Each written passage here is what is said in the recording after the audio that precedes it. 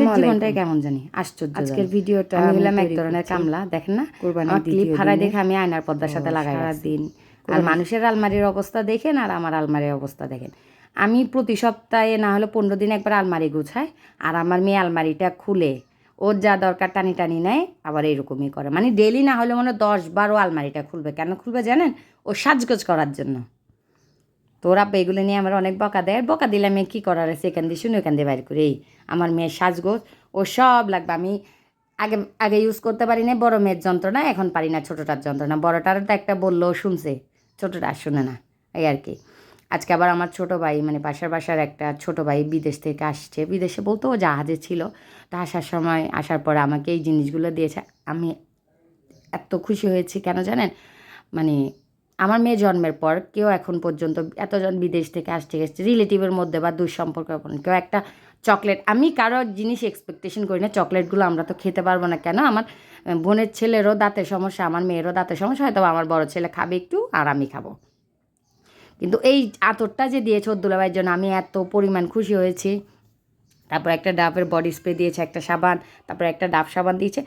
জিনিস কোনো কিছু না, আসলে একটা মানুষ একটা মানুষকে ভালোবেসে যদি একটা সুতাও দেয়, এটাও বলে একটা রহমত থাকে। তো এই আর কি, যে ছোটো ভাই এসে বললো আপু বেশি কিছু আনতে পারিনি, যেহেতু যা যে ছিল এগুলো চাইতে ভাই এগুলো না আনলেও আমি তুই যে সেফ মতো আসছিস সেটাই আমি খুশি।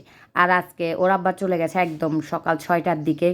তো সারাদিন উঠার আমি আবার সকালে ঘুম থেকে উঠে আবার একটু ঘুমিয়ে গিয়েছিলাম, যেহেতু আমার ছোটো মেয়েটা অসুস্থ।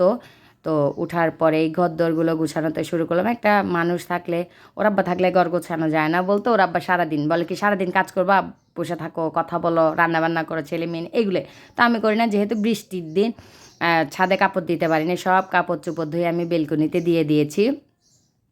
এদিকে ওয়াশিং মেশিনের উপরেও কতগুলো কাপড়, আবার ওয়াশিং মেশিনও কতগুলো কাপড়।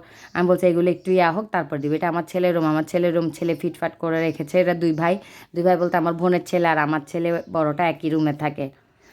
তো এই আর কি, এদিকে জিনিসগুলা কেমন জানি উল্টাপাল্টা, দিনটাই কেমন জানি উল্টাপাল্টা। ওর আব্বা চলে গেছে, মেয়েটা বারবার আব্বুর কথা স্মরণ করতেছে, বড় মেয়েটাও নাই, ভাল লাগতেছে না।